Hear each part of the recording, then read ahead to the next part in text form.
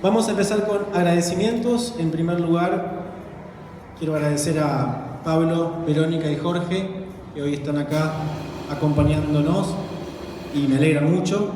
A ustedes que han venido, a Urda, a Juan Pablo y Martín, que nos han recibido aquí hoy y que ya nos recibieron el año pasado cuando presentamos la revista Huellas. Aquí hay gente de Huellas, está Tomasa, Liani, Juan Pablo, Verónica, Andy, y no sé si me falta alguien más, Lucía.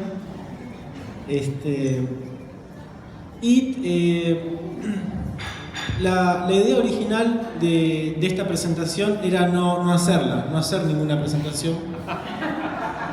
Y era lo que más nos convencía durante un buen tiempo, pero a base de preguntas e insistencias de amigos, triunfó la idea de juntarnos, y más que para hacer algo como de centrarse en el autor o en el libro y esa cosa un poco a veces de narcisismo que tienen las presentaciones, usar eso como una ocasión para juntarnos y estar un rato y compartir preocupaciones, angustias y alegrías. Y de hecho tenemos este fin de año una agenda intensa de presentaciones. La primera idea era no hacer ninguna y la segunda era hacer un montón. Así que ya habrá más novedades de otras presentaciones, pero creo que todas ellas como una excusa para poder juntarnos y compartir en lo que viene siendo sin duda un año y unos contextos muy intensos también. Bien, digo unas palabras introductorias muy breves sobre las preguntas y los caminos que tienen que ver con el libro y con el trabajo. En primer lugar, ¿se escucha bien? Ahora voy a decir cosas más solemnes. En primer lugar, una pregunta por la relación que mantenemos con Freud y con Lacan. ¿Cómo el amor que tenemos por Freud y Lacan puede permearse con otros amores? ¿Cómo ser amigos de los postfreudianos, los historiadores, los filósofos, los sociólogos? Pero no los que miran bien al psicoanálisis, sino justamente los que lo interrogan incisivamente. Es un problema que Clara Azareto lo llama de oxigenación del psicoanálisis. Un problema de oxigenación. En segundo lugar, creo que hay un binarismo por interrogar, que es el de la época de Freud y la época actual. Una mirada nostálgica por un lado y apocalíptica por otro, de la historia y de lo actual. Existe una historia del psicoanálisis,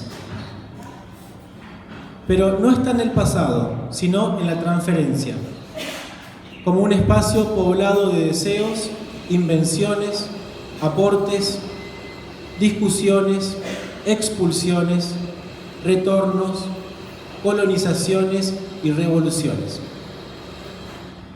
Está también esta historia en los vínculos, los grupos y las instituciones, y en las redes que el psicoanálisis teje con el hospital, la universidad y lo político en general. Por último, debo advertir que es un libro de ejercicios, un libro de ejercicios, como alguien que hace caligrafía, abdominales o estudios musicales. En este caso, ejercicios de historia, de pruebas, ensayos, imprudencias, audacias y papelones. Espero que el lector pueda hacerse cargo de ellos. Bien, me gustaría decir algunas palabras de los presentadores. Son tres colegas analistas. Valoro mucho su pensamiento, su lenguaje, su particularidad, las maneras que tienen de estar en el psicoanálisis. Con Pablo compartimos un espacio o un dispositivo de conversación con psicoanalistas, una suerte de entrevistas que hacemos con analistas o pensadores para hablar sobre diversos temas que por alguna razón han sido un poco dejados de lado o marginados en el psicoanálisis. Me gustaría destacar también que él tiene una experiencia de trabajo en lo que es la clínica individual o clásica, pero también lo que es la clínica con grupos y con instituciones. Con Vero compartimos espacios de trabajo en la cátedra de psicopatología, de donde nos conocemos, y en la revista Huellas. Y un espacio de supervisión junto con Adri, que está allí, también compañera de la cátedra de psicopatología. Espacio donde este espacio de supervisión, además de charlar y reírnos, tenemos una experiencia interesante, esa experiencia interesante que es supervisar con amigos, donde no se pone en juego el supuesto saber del maestro, sino esa escucha del otro, que es siempre otra y singular, y que pasa por el deseo antes de llegar a los conceptos. Con Jorge nos conocimos en una entrevista que le hicimos con Pablo para hablar precisamente de un tema que él viene investigando hace muchos años: la relación y la presencia de lo heteronormativo en el psicoanálisis. Y no sé si él me permitirá decirlo, pero está próximo a salir un libro de su autoría donde reúne parte de esa interesante investigación. Bueno, como pude, dije todo esto, no sé si se pudo escuchar, ahora le paso la palabra a ellos. Bueno, hola, ¿cómo están? Cuando Manu me invita a presentar el libro, fue para mí una doble alegría porque ya me había invitado a prologarlo. Y por lo que se van a dar cuenta cuando les vaya contando, ya no sabía mucho más qué más decir. ¿Qué más voy a decir? Porque me hizo laburar mucho este libro. Entonces, ahí, releyéndolo, descubriendo esa experiencia tan linda de poder leer por segunda vez un libro y entonces que pasen otras cosas, me encontré con una idea que no había visto la primera vez y que me retrotrajo a la conversación que tuvimos con Jorge y a un interés que él tiene y que me parece que compartimos muchos, que tiene que ver con esa idea de si el propio análisis es algo que excede al dispositivo analítico con el analista de uno. Una forma de decirlo sería decir o pensar que hay efectos analíticos que ocurren por fuera del dispositivo. Y eso ya es bastante interesante. Pero en el libro encuentro otra forma de pensarlo que me pareció más interesante aún, que es pensar que hay efectos subjetivantes que ocurren por dentro y por fuera del dispositivo. Esto le saca el centro al dispositivo analítico. Ya no tiene entonces el patrimonio de esos efectos, sino que es uno más de sus productores, aunque tenga sus particularidades, ¿no? Bueno. A partir de esa idea pensé en el recorrido de lo que quería contarles y me acordé de que cuando salieron los DVDs, ese viejo objeto ya de cuando las cosas aún tenían un soporte material, venían con un menú donde había ciertos bonos que permitían acceder a comentarios o detrás de cámara. Y entonces, si a uno le había gustado mucho la película o el documental o lo que fuera, podía ser una experiencia, cuando eso estaba bien hecho, de volver a tener un recorrido por ahí, pero mirando desde adentro, desde cómo se había hecho algo de eso que a uno le interesó, ¿no? Y pensé lo mismo para el prólogo. Para cuando lo lean van a ver que es un prólogo cortito y sencillo, pero tiene una historia, que es la de un efecto subjetivante en mí. Entonces les cuento, hice como un recorrido de esa historia. Es de cuando tenía pelo. Hasta los 13 años, desde los 7, hice taekwondo. hice una experiencia muy interesante con eso, porque al contrario de su deportización, lo que uno puede ver en los Juegos Olímpicos, que un contrincante toca al otro y ya se para la pelea y eso da los puntos que tiene que dar y no importa más que eso, en el gimnasio donde yo practicaba, si se los digo en latín, nos cagábamos a palos, pero había unas reglas muy claras, que era que todos teníamos que usar las protecciones. Las protecciones en taekwondo son más las que uno usa para cuidar al otro de los golpes de uno que las que usa para cuidarse de los golpes del otro. Esto me parece que es muy interesante. Y es muy interesante el efecto que se producía. En esos 6-7 años de práctica nunca me lesioné y nunca salí enojado. Y nos cagábamos a palos. Y nunca tuve una experiencia del cuerpo tan liviano después de eso, como después de eso. Bueno, cuando tenía 11 años, gracias a Daniel, que era la pareja de Alfredo, el mejor amigo de mi mamá, descubro a AC/DC. AC/DC, le decíamos en ese momento. Principio del fin del taekwondo, entran el hard rock y el heavy metal en mi vida. Como se darán cuenta, sigue en algún tipo de vínculo con las cuestiones de la agresividad, ¿no? Empieza a crecer el pelo, se pone muy largo y después se cae. Y ahí ya había entrado el psicoanálisis también. Y convivía con el hard rock.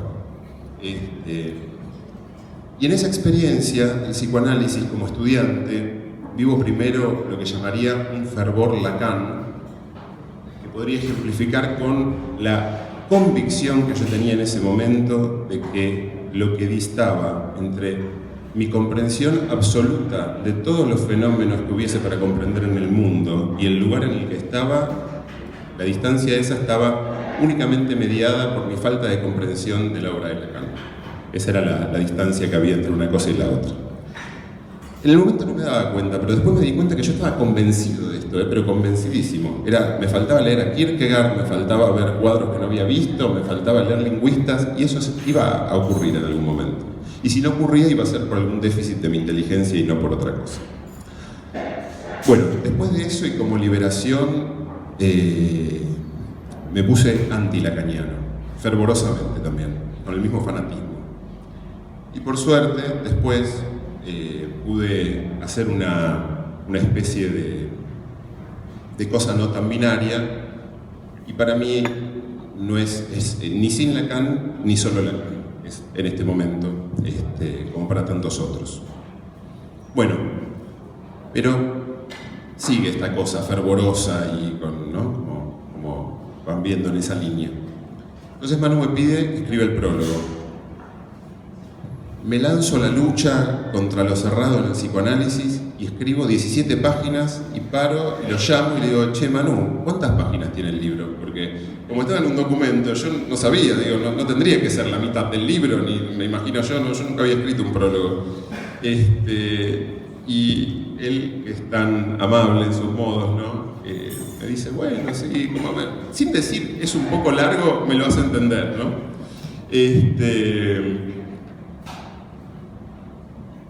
Y acá me gusta esta idea, ¿no? De que si el análisis no ocurre solamente dentro del propio análisis, y analizarse no es para lograr hacer lo que a uno se le cante, ni tampoco para seguirse meando encima, pero que eso ya no importe. No sé si conocen el chiste, ¿no? Eso de me sigo meando, pero no me importa. Sino para enterarse de lo que hay en juego y jugarlo muy en serio. Y en ese juego algo se irá modificando o no, pero seguramente sí. Entonces, bueno, yo decía, ¿qué hacemos con este prólogo? ¿Usamos una parte? ¿Lo cortamos? ¿Lo juntamos? ¿Qué hacemos con esto? Bueno, después se fue encontrando otros destinos. Evidentemente eso era un trabajo que yo quería escribir y que fue en diálogo con el libro de Manuel y no el prólogo. Pero esto nos permitió empezar a intercambiar con Manuel sobre las distintas formas de decir algo, ¿no? Las distintas formas de decir algo fuerte, algo contrahegemónico, desde distintos lugares y desde distintas estrategias. Yo creo que en la experiencia del libro, y esto me di cuenta en la segunda lectura, que en este libro Manu cita como nadie que yo recuerde, cita de un modo muy preciso. Inclusive algunas de las cosas más fuertes que hay para decir las dice ahí, en las citas, y de este modo logra un efecto de posibilidad de acercarse sin tener que pelearse, aun cuando uno le pueda producir cierto rechazo, que no es mi caso, pero pienso que es interesantísimo porque me parece un libro al que se puede acercar a alguien que miraría con desconfianza algo escrito de otra manera, ¿no? Bueno, entonces, a lo que voy es que el trabajo con este libro y con su autor en los intercambios me permitieron escribir auténticamente de un modo que no es usual para mí, para nada. Y para mí, el escribir siempre ha sido un modo de subjetivarme. Entonces, les leo un párrafo nada más del prólogo para que vean algo.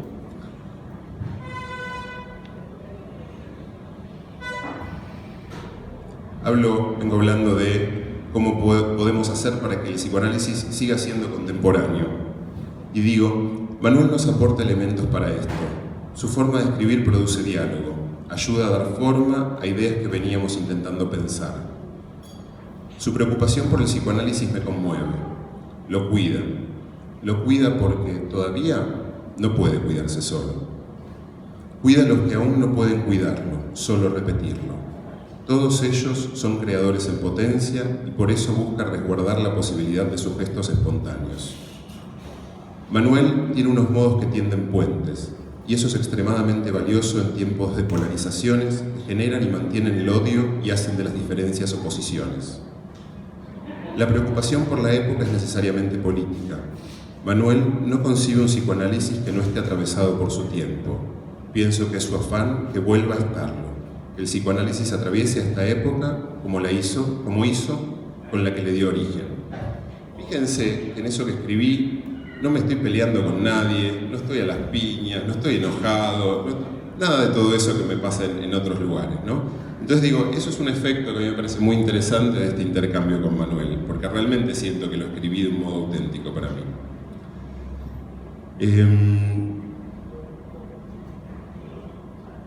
Entonces, en ese sentido, yo diría, es un efecto analítico por fuera de mi análisis, o mejor, un efecto de subjetivación que acompaña a los de mi análisis, que para lo que sirven finalmente es para vivir, ¿no? En el sentido de no hacer del psicoanálisis el centro del universo, aunque para muchos de nosotros en nuestra vida, en cierta medida lo sea, por el tiempo que le dedicamos, ¿no? Pero no olvidarnos de eso.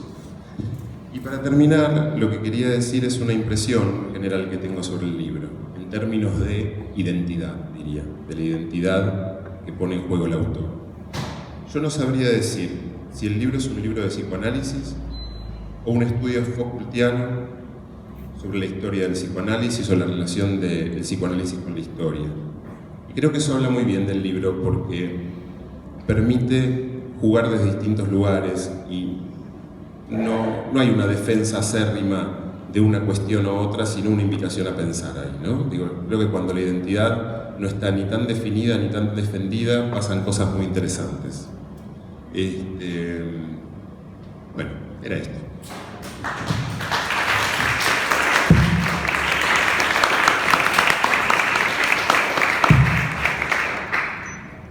Bueno, hola. Gracias, Manu. Nos presentaste vos a nosotros, ¿no?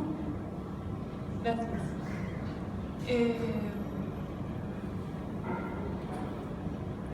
Yo cuando empecé el libro, lo primero que me impactó fue cómo Pablo lo nombra a Manu como un lacaniano abierto. Bueno, y aprovechando entonces que hay un lacaniano abierto, les quería contar que en estos días, y pensando en la presentación del libro, y a raíz de acordarme de un video que vi de Werner Herzog, en donde él le dice a unos jóvenes cineastas que tienen que usar el transporte público y tienen que caminar. porque dice que es usando el transporte público y caminando como se escucha a otros. Bueno, cuando me acordé de eso pensé en Manu como un caminante del psicoanálisis, en este libro como un recorrido de esas caminatas y en esta presentación también como una invitación a un paseo a pie o en colectivo. Bueno, y entonces hoy a la mañana tenía que ir a tomar exámenes a la facultad y cuando busqué mi auto no lo encontré y lo busqué por 4 cuadras en donde usualmente está estacionado y no estaba. Y entonces dije, me robaron el auto. Bueno, finalmente me lo había olvidado de consultar, no importa. Pero sí importa porque es lo que lo definió, digamos, no como una pura contingencia, sino como una acción sintomática.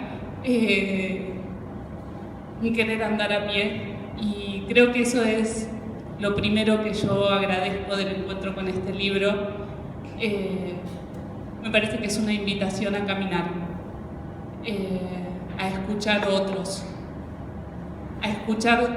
otros como único modo además de andar, de hacer un recorrido. Creo que hay en este libro una invitación a que te roben el auto, a que te roben lo auto,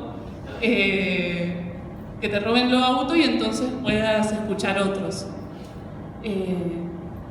Bueno, eso es lo que a mí más me gustó y me emocionó de este libro. En otro momento también le dije a Manu que me parecía que era un libro litoral. Y cuando lo volví a leer pensando en la presentación, también me sorprendió la experiencia de leer un libro por segunda vez y leer otro libro, ¿no? De hecho, había una cita en particular que yo quería encontrar porque era una cita que cuando la leí me había impactado mucho y me llevó a leer cosas que no había querido leer antes, y no la encontré. Sé que está, pero no la encontré, y encontré otras. Creo que es un libro litoral y que eso dice mucho de cómo aparecen en los escritos de Manu las preguntas, ¿no? Son preguntas que siempre trazan unos recorridos que son de bordes, de orillas. En esas caminatas, en ese caminar del psicoanálisis no suele tomar avenidas, me parece, ¿no? No suele tomar avenidas, es siempre recorridos que van como delineándose a partir de un cauce, que me parece que son las preguntas. Son preguntas que van surcando esos recorridos. Son preguntas además que tienen una formulación de por sí ya atractiva, ¿no?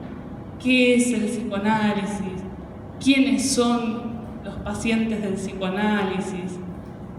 Son como, bueno, verdaderas preguntas.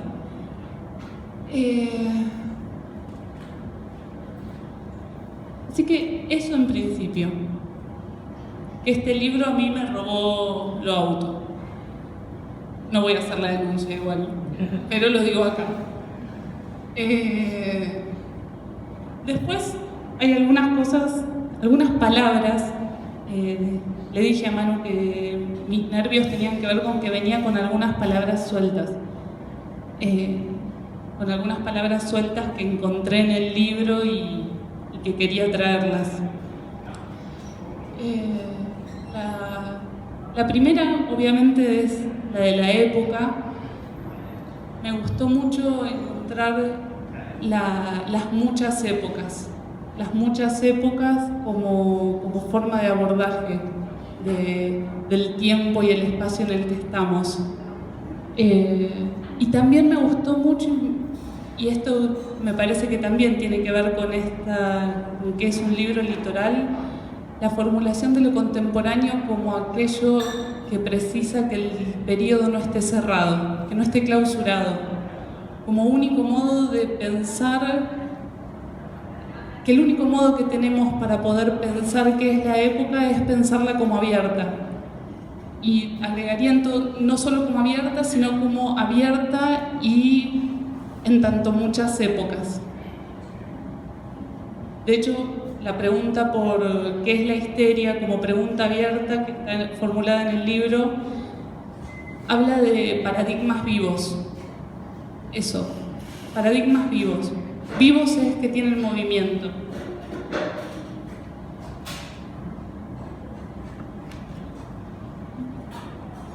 Quiero decir, creo que 2 cosas más. Una es en relación a lo contemporáneo, que contemporáneo es el que es interpelado por la oscuridad de su época. Pero, bueno, esto lo toma Manu, lo cita, y ustedes ya, si no lo leyeron, lo van a leer, pero dice que el contemporáneo es quien transforma su tiempo justamente por ser interpelado no solo por las luces, sino también por los puntos de oscuridad de su época. Lo hice tomando Agamben. Y yo quería, porque Manu cuando me dijo de presentar este libro, un poco divagamos con la idea de la presentación como un espacio para conversar. Quizás para desconsistir un poco los nervios de venir a presentar un libro, pero la idea era venir a charlar un poco. A charlar un poco nosotros y también a conversar con ustedes, digamos, con los que estamos acá. Y en ese sentido yo vengo, este año a mí me está molestando mucho, por ahí el enojo que ya no tuviste, a mí me está molestando escuchar de muchos analistas la formulación tenemos que echar luz, ¿qué tiene el psicoanálisis para decir respecto de tales y cuales cuestiones, ¿no? Feminismo, ley del aborto, tenemos algo que decir. Pocas veces he escuchado que de parte de los analistas sea qué es lo que el feminismo, la ley del aborto, etcétera, nos formula como pregunta. Siempre es qué tenemos para decir, porque siempre tenemos algo para decir, eso es increíble. Pocas veces he escuchado qué tenemos para, qué nos pregunta, qué preguntas nos hacemos nosotros a partir de lo que nos dicen, que básicamente además es nuestro laburo, es qué preguntas tenemos a partir de lo que alguien nos dice. Pero parece que a la hora de conversar, de hacer teoría, de dar clases, conferencias, etc., tenemos siempre algo para decir, ¿no? Un montón para decir. Bueno, a mí este libro me parece, este libro y lo que encontré en relación a lo contemporáneo y a ese dejarse interpelar por los puntos de oscuridad de la época, pero no porque uno tenga algo para decir. Incluso dice, es una exigencia a la que no puede dejar de responder, pero no porque tenga algo para decir, sino porque no puede dejar de estar interrogado por eso. Y me parece que este libro, en ese sentido, es un libro contemporáneo, un libro que se deja preguntar. Es un libro de preguntas. Manu dice, ¿qué decías? No sé qué, y papelones, ¿no? No me acuerdo las 2 primeras. ¿Aventuras? Audacias. Imprudencias y papelones. Son papelones, unos papelones con un tapón, es un librón, ¿no? Porque es un libro que se deja preguntar por esos puntos de oscuridad, antes que tener algo que decir. Esa posición para mí es alegre, es vital, renueva, da ganas. Es un libro que a mí me dio ganas de leer un montón de otras cosas, me dio ganas de leer cosas que no me habían dado ganas de leer antes. Y en ese sentido, y en el tenemos algo siempre para decir, en lugar de nos dejamos preguntar, me interesó algunas cosas que están como despuntadas en el libro acerca de la vigencia de los conceptos. específicamente de la familia y el complejo de Edipo. Eso era algo de lo que quería conversar, porque ya que íbamos a charlar y que más o menos la mayoría de los que estamos acá compartimos nuestro interés o nuestra práctica del psicoanálisis, y en tanto, como dice el libro, los pacientes del psicoanálisis son hijos de la historia, o sea, del Edipo, de la familia, y los analistas también. Me interesaba poder conversar esto, si es que tienen ganas de conversarlo. Lo último, creo, es la dimensión de la experiencia y de la comunidad. Son otras dos palabras que recorren el libro. Es un libro de experiencia. Es verdad que tiene un montón de citas, pero las citas están vueltas a experiencia. La autoridad que surge del libro es, me parece, por lo menos para mí, es la autoridad que surge de las preguntas que se hace Manuel, no de las citas, y es muy claro eso en el libro. Por eso las citas no pesan, por eso no es un libro académico.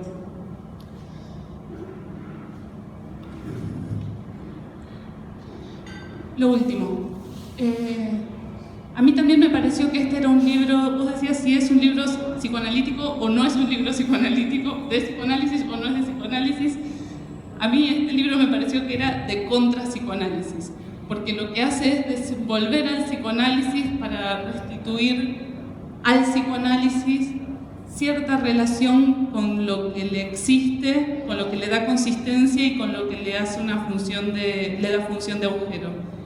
En ese punto me parece que el movimiento que propone el libro es de desenvolver el psicoanálisis y restituir esos campos que son de la existencia, la consistencia y el agujero. Bueno, eso. Gracias, Manu.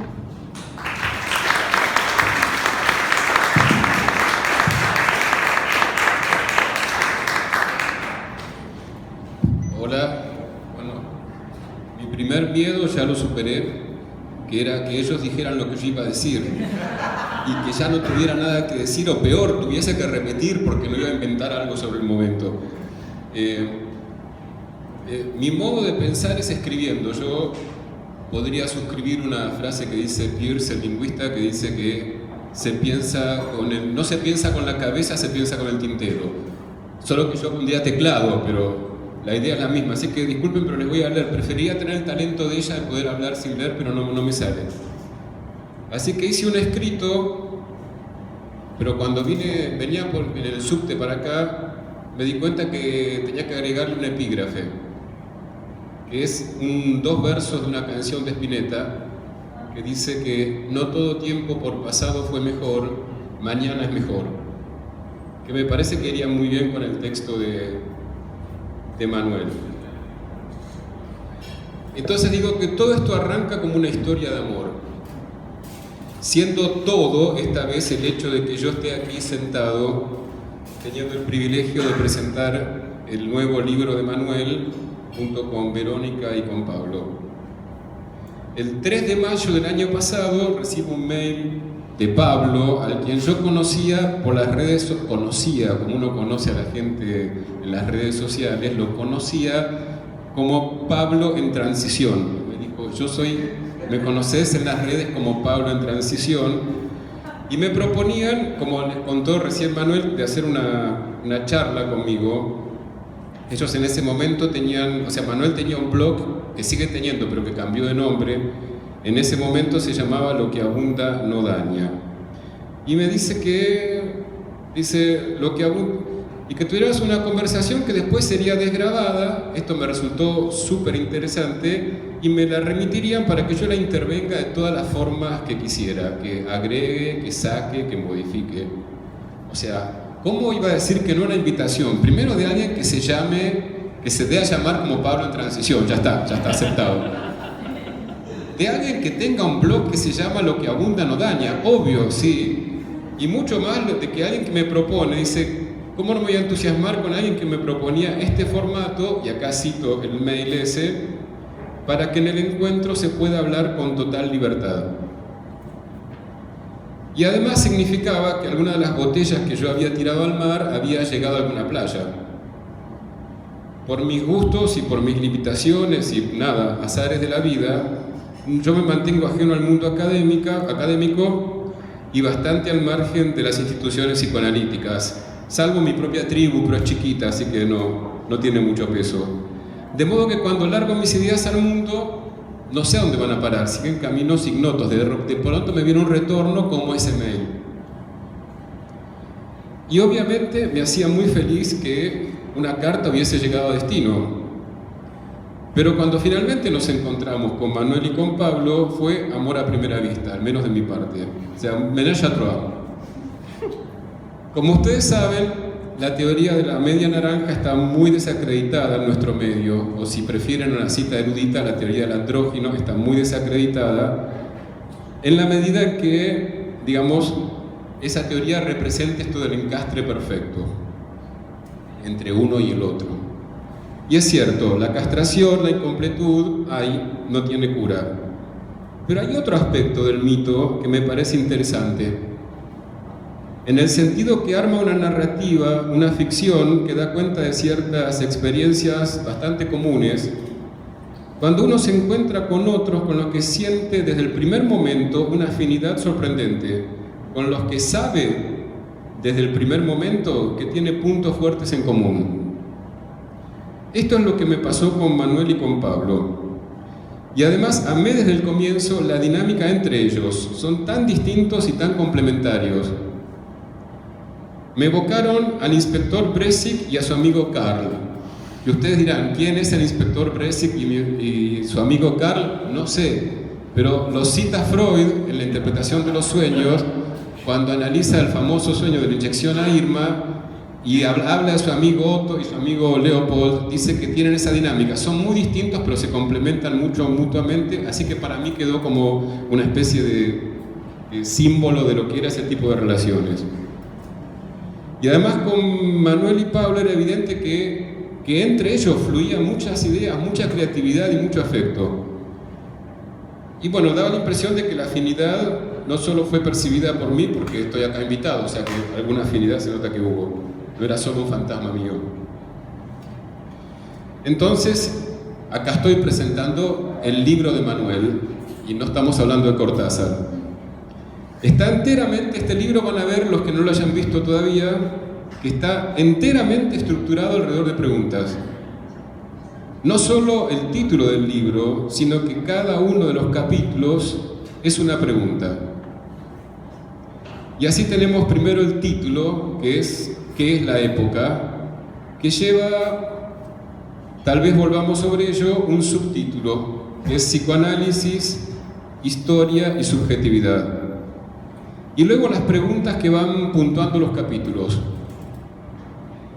que se las cuento, es ¿cuál es la época del psicoanálisis? ¿Quiénes son los pacientes del psicoanálisis? ¿Qué es el psicoanálisis? Ese también tiene subtítulo muy interesante, dice «O la horda de salvajes». ¿Qué son los psicoanalistas? Y el último capítulo, que en mi lectura, digamos, es donde convergen todos los hilos, es ¿cuál es el lugar del psicoanálisis en la historia? De hecho, en su primer libro, sí, Muéranse de envidia, es así de joven y ya tiene 2 libros publicados, también se nombra con una pregunta. La pregunta ahí es ¿qué son los 3 registros? Y su capítulo más famoso también tiene forma interrogativa, que es ¿qué es un post-freudiano?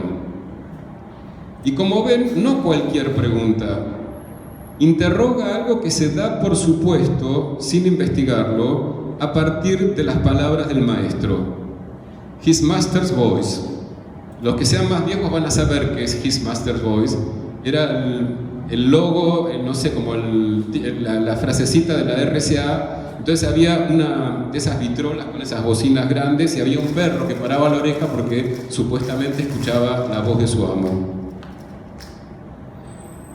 Y el famoso título de ese capítulo define, es el famoso título, digo, ¿qué son los post-freudianos? Define una posición subjetiva. ¿Eso soy yo, no?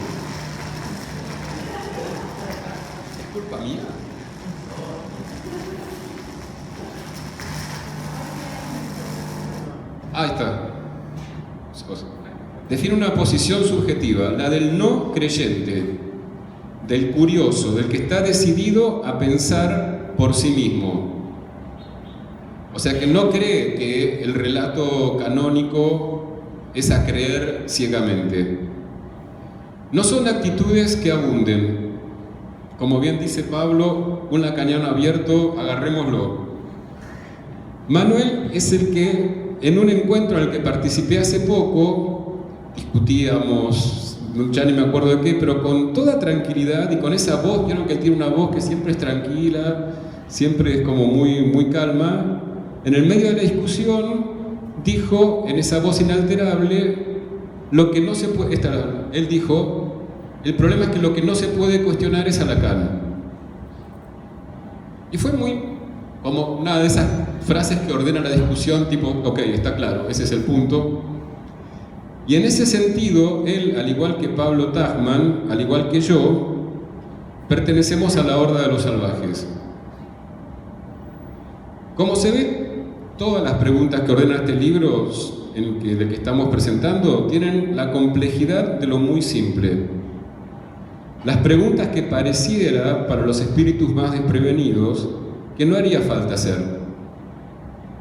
En ese espíritu de cuestionar lo que se da por sobreentendido, como Manuel mismo lo reconoce en algún capítulo, se sitúa en la hermosa tradición de la filosofía, incluso, como Manuel mismo lo afirma, en la tradición de la filosofía antigua, y su obstinada pregunta por el ser. Y no es sorprendente, dos de las referencias más insistentes en el texto de Manuel son hijos directos de la tradición de la filosofía griega. Me refiero tanto a Nietzsche como a Foucault. A esas preguntas yo agregaría una nueva. ¿Qué edad tiene Manuel Murillo? Tampoco parece tan evidente. Esta insistencia en preguntar tiene algo de niño en la edad de los por qué.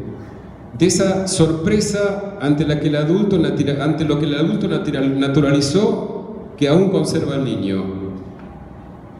Charlando con Manuel sobre el libro, él mismo se comparó a uno de los personajes más simpáticos de la historia del psicoanálisis, Juanito. Me dijo que se sentía como Juanito probando, en sus exploraciones e interrogaciones al padre, diferentes ideas, como si todas esas idas y venidas fueran una especie de recorrido lúdico. Lo estoy citando literalmente porque como me lo grabó, lo pude transcribir. Esto ya está presente en el famoso epígrafe, el hermoso epígrafe del libro, donde dice que las preguntas que se plantean y las ideas que se prueban pueden tomarse en serio, desestimarse, invertirse de signo, reelaborarse, etc. De conjunto, el trabajo puede considerarse una excusa para compartir algunas lecturas y algunas citas. Que además estoy totalmente de acuerdo con Verónica, que el libro tiene muchas citas, pero nunca la cita viene a rubricar la autoridad del pensamiento de Manuel, lo cual es muy, digamos, son citas que apoyan su pensamiento, no se autorizan las citas. Además, fíjense esto, ¿no? De las preguntas que se plantean y las ideas que se ponen a prueba, esa ya es toda una posición subjetiva. Entonces tenemos Manuel niño, Manuel Juanito. Pero por otra parte, cuando leo el libro, yo me digo, yo cuando sea grande quiero ser como Manuel. Sentimiento que se potencia mucho cuando voy a la bibliografía y veo todo lo que leyó Manuel hasta este momento. Creo que ya leyó más de todo lo que yo leí en mi vida. De modo que cuando él habla en este epígrafe que les leía de una excusa para compartir algunas lecturas y algunas citas, estamos hablando de una vastedad vertiginosa de lecturas que, para colmo de mi felicidad y para enorme interés del libro, no son solo vastas por la extensión, sino por la diversidad. O sea, no es que está extensamente leído Lacan y Freud. No se limitan a Lacan y Freud y a los comentadores / catequistas de Lacan.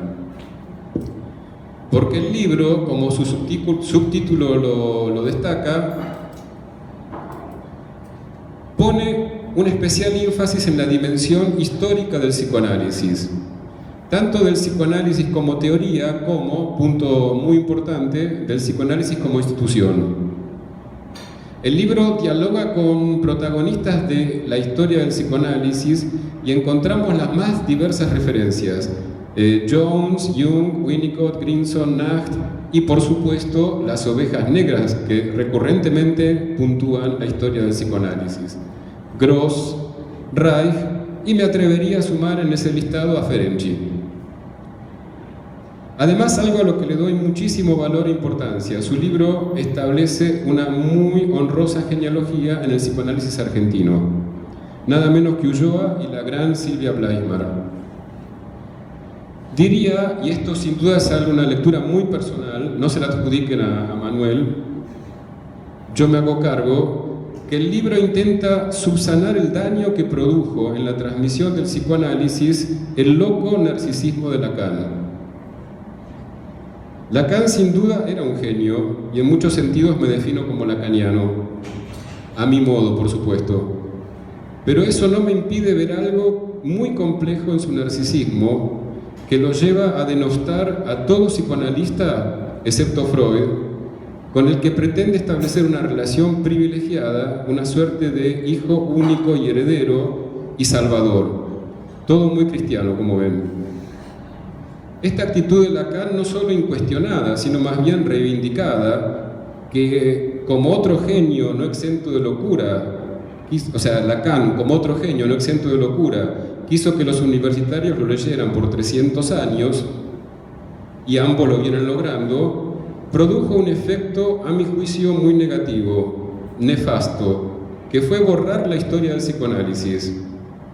Y eso, a mi juicio, es grave, muy grave. Juega en contra de la libertad del pensamiento, invita a la creencia.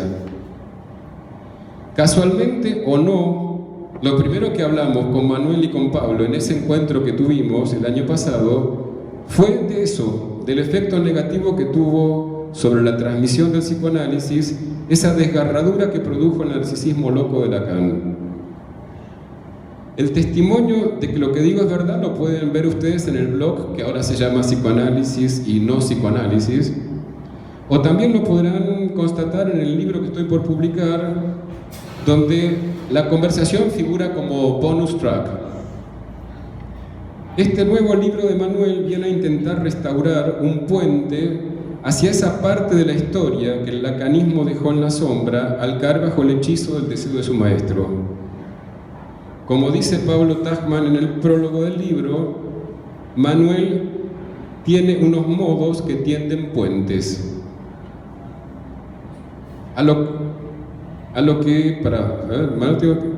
Lo que lo convertiría en sentido estrictamente etimológico de la palabra en un pontífice. Pero un pontífice que no pontifica, sino que, como también dice Pablo, produce diálogo, ayuda a dar forma a ideas que veníamos intentando pensar. No saben cuánto, pero cuánto aprecio esa actitud de dar forma a ideas nuevas, que es lo único que a mi juicio va a dar oportunidad al psicoanálisis de continuar vivo. Dar forma a ideas nuevas es apostar a la creatividad y no a la religión. Es poner en acto la tan declamada pero tan relegada castración del otro. Es dejar de creer que todo el saber ya está disponible bajo la forma de los escritos y seminarios de Lacan y que solo restaría dedicar la vida a extraer de allí la fórmula de la piedra filosofal. Como Manuel, como Pablo, yo también estoy preocupado por lo que Pablo define con tan certera precisión, también en el prólogo, como esta época de psicoanálisis apagado. Desde un punto de vista muy diferente, mi propio libro, el que les decía que va a salir prontamente, tiene el mismo espíritu, el de apostar a ideas nuevas y no a la palabra sagrada, a His Master's Voice. Manuel, Pablo y yo nos preguntamos qué es necesario para que el psicoanálisis pueda seguir siendo contemporáneo. quiero decir algo sobre Entre Ríos. Vos hablaste del libro Litoral. Manuel es entrerriano. Yo soy de la Patagonia, lo que nos da a los tres esa extraterritorialidad que tenemos los provincianos en la ciudad de Buenos Aires. La editorial que publica el libro se llama Entre Ríos, y el libro termina con una cita de alguien que no es entrerriano, pero un poco sí, ya que nació en la Mesopotamia, en la tierra que está propiamente entre ríos. Horacio el Chango Spasiuk. Es una cita hermosa, una hermosa lección para cerrar el libro, muy afín a su espíritu. Muy hermoso que la última palabra se la ceda Manuel a un artista. No les voy a leer toda la cita porque es extensa, pero sí les voy a leer la segunda parte. Quiero compartirla en este momento con ustedes, sobre todo con los que aún no leyeron el libro. Entonces, entiendo que es una entrevista que le hacen al Chango Spasiuk y él dice: y lo que tomás como herramienta para expresarte es algo que recibís. En este caso yo he recibido el acordeón, he recibido lo que uno llama el chamamé o la música regional del nordeste argentino, porque nací en ese contexto. El tema está en que nosotros somos nuevamente una sociedad que todo el tiempo está preguntándose: ¿y por qué se expresa con tal herramienta y no con aquella? Entonces estamos como niños peleándonos por cuál es el mejor juguete para jugar y nos olvidamos de jugar. Es Chango Spasiuk, no Winnicott.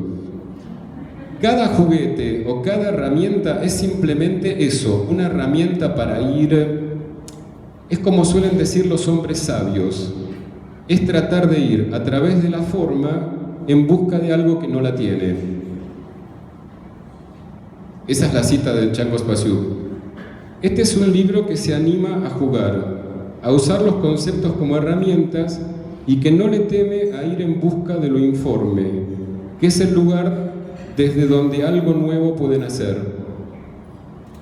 La última pregunta: ¿a qué época pertenece el libro de Manuel? No sé si puedo responder a esa pregunta, no sé si soy contemporáneo del libro en el sentido que esa palabra toma en el pensamiento de Manuel, pero puedo decir que ojalá pertenezca a una época en la que, sin renegar el pensamiento de Lacan, podamos ir más allá de él, habiéndonos servido de su enseñanza. Gracias.